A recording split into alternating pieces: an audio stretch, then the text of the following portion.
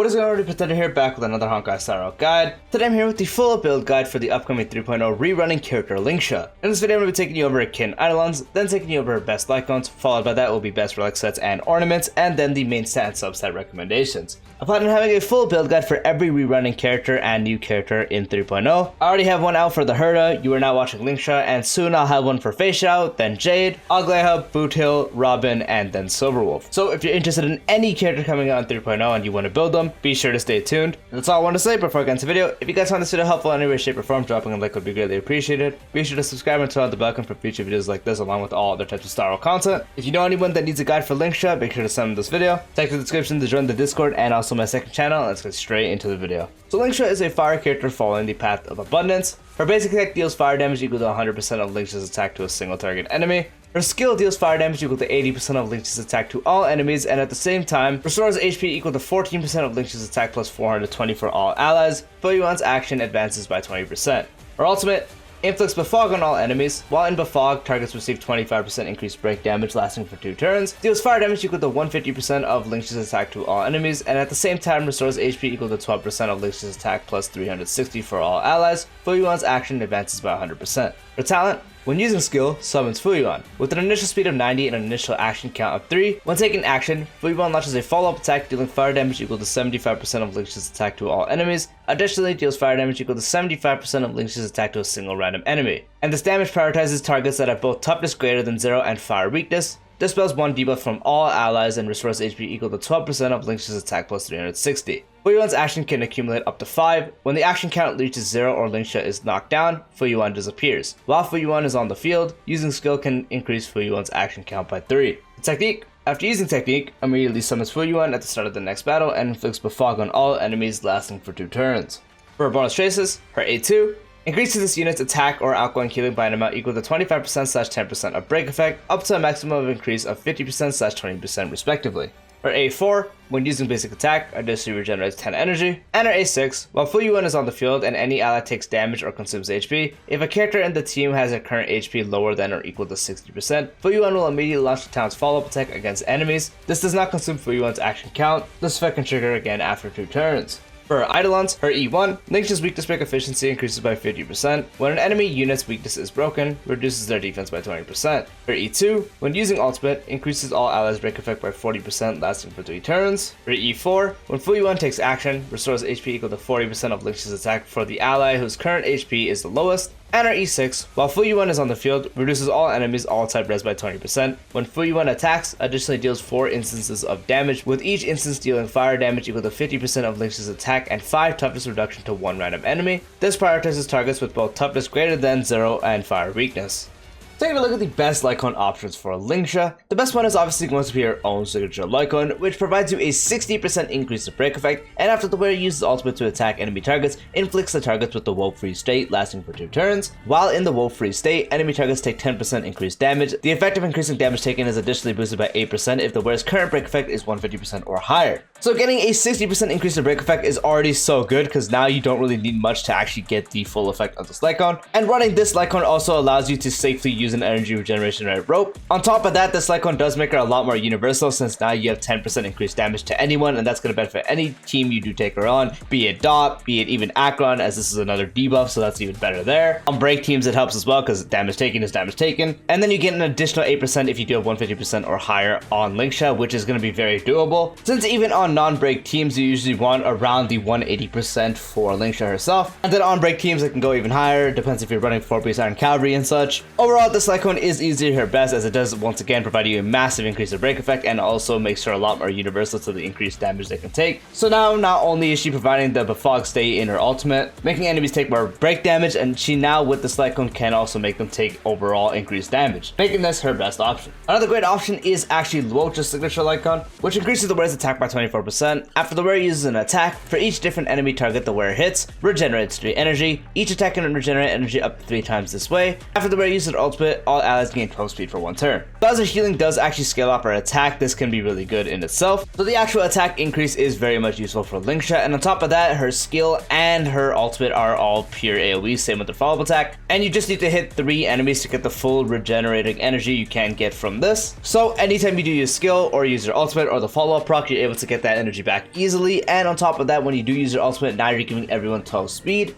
So this can be easy to account for speed tunings. Let's say maybe you can't hit 160 speed. Now with this, you just need 148 and then you can easily hit 160. It becomes even easier if you have someone like Ruan Mei on the team. So overall, everything this Lightcone is also providing you is very useful, making Lingsha signature option a really good option for Lingsha as well. Another option you can actually use is Popo signature Lightcone, which increases the wearer's energy regeneration rate by 12%. When any ally uses their ultimate, the wearer restores HP for the ally with the current lowest HP percentage by an amount equal to 10% of the healed ally's max HP. When the wearer provides healing for an ally, increases the healed ally's attack by 2.4%. This effect can be stacked up to 5 times and also lasts for 2 turns. So energy is great for any abundance character that wants to heal. They can never get enough energy, so this is already really good on its own. And on top of that, this practically makes anyone on your team capable of healing. So now anytime you do use someone's ultimate, you will heal the ally with the current lowest HP percentage. And on top of that, she can also get a buffing capability with this, as she's able to increase the healed ally's attack. That can stack up to a lot of times, and Lingsha can heal relatively often, so this is really easy to stack up as well. And overall, making this another fantastic option for Lingsha. Another great option is actually the Quid Pro Quo Lightcone, which at the start of the wearer's turn regenerates 8 energy for a random chosen ally, excluding the wearer, whose energy is currently less than 50%. And at S5, that does become 16 energy, so this is great if you are able to lose out on the buffing capabilities of other Lightcones, as this Lightcone doesn't give you anything like an outgoing healing increase, doesn't really give you an energy regeneration rate, gives energy to others, doesn't provide attack percent or increasing damage taken by enemies and such, but the energy can be really useful, such as let's say you're running her with Robin, then let's say the Lightcone procs on Robin, now you have more energy for your Robin, it's going to be really good. Constantly you're able to give energy to other allies, making them gain even more energy overall, helping them ult more, which can help with your rotations and such, and is overall a great option you can use if you are willing to lose out on other buffing capabilities. Another good option is the What is Real Lightcone, as it's a free Lightcone that also gives you 24% of an increase to break effect. After using basic attack, restores HP for the wearer by an amount equal to 2% of max HP plus 800, and then at S5 it becomes 48% break effect, and then that buff becomes 4%. So it's pretty much just a stat stick to the actual break effect she can get, but the last part is actually usable with her because she's actually easily able to do basic attacks, because often you will be basic attacking with Lingsha, so now you're able to have more sustainability for herself, but usually her dying is not really the problem, but still can come in clutch. So you're able to heal yourself a lot, but again, it's mainly for the actual break effect it does provide, and with providing a bunch of break effect, especially at S5 and also being free, it's a really easy stat stick to get your hands on. Overall, a good option as well. Another option you can use is the post-op conversation Lightcone, which provides a 8% increase in energy regeneration rate and increases outgoing healing when they use their ultimate by 12%, and then at S5 it's 16% with 24%. So energy is going to be really good, as I already mentioned. Characters like Lingsha will love the energy you can get from this, and then when you do pop the ultimate, you now have an increased outgoing healing, which is going to be really good for your healing output, helping your team die less, and overall making this a fantastic option. And the best part with this is, if you do have this at S3 or higher, you are able to easily just run a break effect rope instead of energy regeneration rate on the rope. So that's another very big benefit you can get from using this Lightcone, and overall is another great option you can use. Now, if you don't have any of those other options, you can also opt to use Perfect Timing, which gives you a 16% increase to effect res, and you gain an outgoing healing bonus that is equal to 33% of effect res. That can go up to 15%. And then at S5, it's a 32% increase to effect res with an amount equal to 45% of effect res, and goes up to 27. So this will require you to build a lot more effect res, which is still good, because if you are running something like Broken Keel on her, this practically is just enough on its own. Plus Broken Keel giving you 10, so that's another thing you can use. This is just going to be best for her pure healing output, and also for the fact that she's going to be able to be CC'd less since you have a bunch of effect res. So you can keep her up and running, so if your team gets CC'd, she can still attack and gain this you want stacks, have that proc, and then also gain the debuff cleanse for your team. Since she'll be CC'd less, she can actually act more. And so overall, it's just a nice increase to outgoing healing. It's not as powerful as the other options, but it is still an option you can use. And the last Lightcone I want to talk about is the Multiplication Lightcone. It is a 3-star Lightcone, so it's just practically always going to be S5 if you do use this. After the wearer uses basic attack, their next action will be advanced forward by 20%.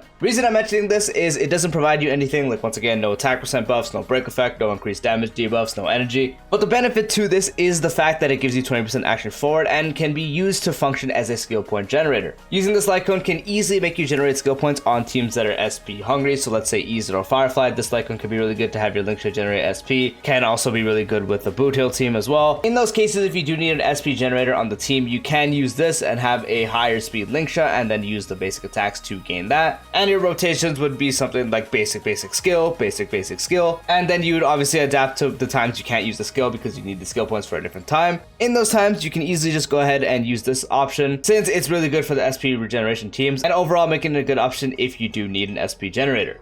For the best relic sets for Lingsha, this does vastly depend on what you want to do. If you want the best damage output for your Lingsha, since Lingsha herself can do really good damage, 4-piece Iron Cavalry is going to be the way to go. As the 2-piece gives you a 16% increase to break effect, and the 4-piece, when you have 150 or higher break effect, break damage dealt to the enemy grows 10% of their defense, and if you have 250% or higher break effect, the super break damage dealt to the enemy additionally grows 15% of their defense. So this is going to be the best for, once again, her own damage output, since Lingsha, especially on super break, can do a lot of damage, and her break damage overall still can be really good. So even if you're not running someone like Harmony Trailblazer or Fugue on the team, so you can't do super break, the 2-piece giving you break effect is going to be beneficial. And then when you do have the 150% or higher, you can do 10% of defense ignore when dealing break damage, so that's going to be a nice increase. And then if you do have 250% or you're able to hit that in battle, and you have someone like Harmony Trailblazer or Fugue on the team, then you're going to get an additional 15% of the target's defense ignore, and is going to do a lot more damage than you would do without it. Since break damage, one of the best other sources you can do besides the break damage itself would be ignoring defense. So this relic set is extremely powerful, and for her own damage output, which this still actually does benefit her own healing capabilities, since once again the 2-piece gives you break effect. Overall, fantastic option and is best for her own damage output. Another option you can do is 4-piece of the Thief set, which the 2-piece gives you 16% break effect, and the 4-piece also gives you 16% break effect, and after the wear inflicts weakness break on an enemy, regenerates 3 energy. So this is practically the same as running 2-piece break, but on top of that, when you do inflict weakness break, which Lingsha is easily able to do, you can regenerate 3 energy, which is going to be good for all uptime. So this is practically just a better form of running 2-piece break, since you get the extra energy you're able to get from weakness breaking, and with weakness breaking with Lingsha, once again, isn't too much of a problem. The extra energy can help with all uptime, helping you keep the fog debuff on the enemy, and overall making this a good option. Past that is pretty much just combining 2-piece and 2-piece, so you could do something like 2-piece of one of the break sets for the 16% break, and also combine it with 2-piece of one of the speed boosting sets, so you can do 2-piece hacker space for the 6% speed, same with the relieved ordeal set. Since speed is going to be great, and usually Lingshas want to get around the 150 to 160 depending on your team builds,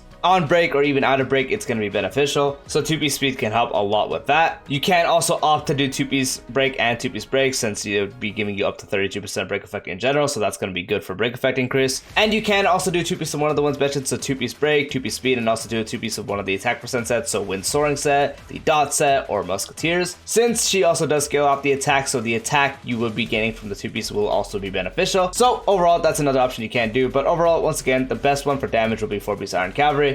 If not that, you can also opt to do 4-piece of the Thief set, or you can do 2-piece of one of the breaks with 2-piece speed. 2-piece break is another option, or 2-piece of one of the ones mentioned, and 2-piece of one of the attack percent increasing sets. When it comes to our best Planar ornaments, this does depend. If you are running her with Firefly, or you're taking her into a battle that when enemies have fire weakness innate, you can take the Forge set and will become her best option, as Forge gives you 6% speed, and when the wearer hits an enemy that has fire weakness, the wearer gains 40% break effect for 1 turn. As Firefly is able to implant fire weakness, this becomes practically just a easy and free 40% break effect on top of the 6% speed you get. So really easy with Firefly, and easy is the best option with Firefly. And then if you check the enemy's weakness and they have fire weakness themselves, then you can easily just go ahead and take this as well. But obviously, if they don't have fire weakness and you're not using her with Firefly, then this set's going to become a lot weaker since you're missing out on the 40% break effect. You still get the 6% speed, but that's still not as good as running one of the other options if they don't have fire weakness. But once again, if you're taking her with Firefly or the battle does have fire weakness, you can easily go ahead and take Forge. And the other more universal set would be the Talia set, which gives 16% break effect, and when you do reach 145 speed or higher, the break effect increases by an extra 20%. This is a lot more universal than the Forge set, since all you do need to do is get 145 speed on Lingsha, which is going to be mostly the case of recommended, since you usually at least want 150. So pretty easy to get this in general. And when you do get that actual requirement, you get the total of 36% break effect. It's only 4% behind Forge, minus the speed Forge also gives you. But again, this is more universal, since now you don't need to have Firefly, and they don't need to have fire weakness. You just have this if you do hit the threshold of 145 speed.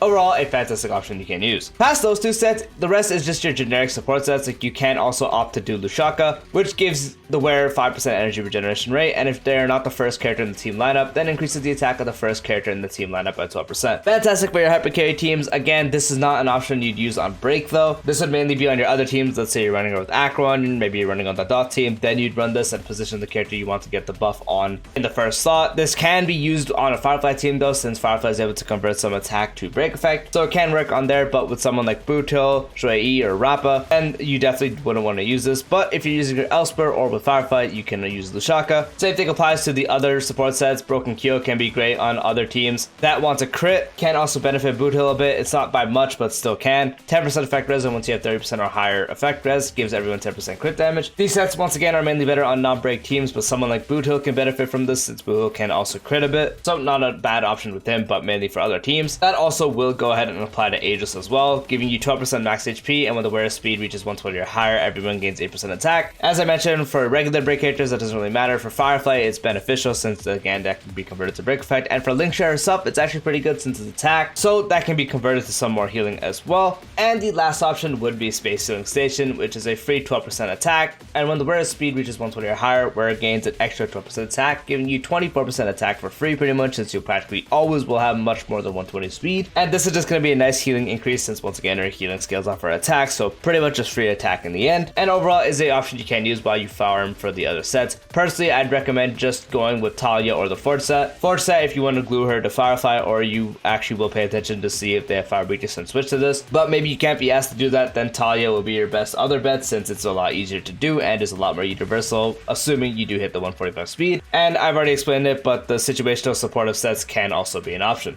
For the main sets on the relics, for the body, you want to have outgoing healing. For the feet, you want speed. For the orb, you want attack percent. And for the link rope, you can do break effect or energy regeneration rate. If you're using a break effect Lightcone such as their signature or the what is real Lightcone, then you'll practically always want to have energy regeneration rate, so getting her ultimate up faster. But if you're using something like an S3 or higher post-op conversation, then you can easily opt to do break effect since you're already getting enough energy. And running a break effect rope can help you to get around the break effect you would need. For the substats, if you are running Luocha's Lightcone or you have rule on man the team, so mainly your break teams, you can just opt to get around 140 to 150. And if you have both, even better, since you want to definitely hit the 160 speed threshold on Lingsha. And if you're using her anywhere else, such as on a follow-up team or an Acheron team or a dot team, then getting her to 160 would be preferable. So just get as much speed as you possibly can without sacrificing the other stats too much. Past that would be getting break effect, just get as much as you can. And if you're also running something like 4-piece Iron Cavalry, then you want to make sure you get the 150% for the first part. And if you have the second part and you have someone that procs super break on the team, you definitely want to hit 250 in battle. So the break effect increase does depend on you, and to cap out the one she does have in her trace, you do need 200%. You don't need to fully cap it out, it's fine if you don't. So let's say maybe you get 180 in battle, that's completely fine. You don't need to cap it out completely, but it's best to aim for as much as you can. And then if you are running Iron Cavalry, you obviously want to get the full effect of the Relic set. Past that is more attack percent, so you can get more healing overall as well. And if you are running something like Broken Kill or Perfect Timing, then more effect rest to get the effects of those as well. So once again, speed depends on what you're doing. If you have Ruan Maid, then you need about 150. If you have Luocha's Lightcone, you need 148. If you have both, then it's even less. Pretty much just in battle, just aim to get it to 160. Break effect would be the next priority. You definitely want to get about 150% minimum. Even more if you're running Iron Cavalry, you want to hit 200% in battle to cap the effect out from her trace. But if you can't hit it, don't sweat it too much. Past that is attack percent for more healing as well, and also effect res, since even if you're not running Perfect Timing or you're not running Broke Kill, it's better to get CC'd less. And yep, that is the full build guide for Lingsha. Once again, if you guys found this video helpful, dropping a like would be greatly appreciated. If you haven't done so already, be sure to subscribe and turn on the bell for future videos like this, along with all other types of Star Wars content.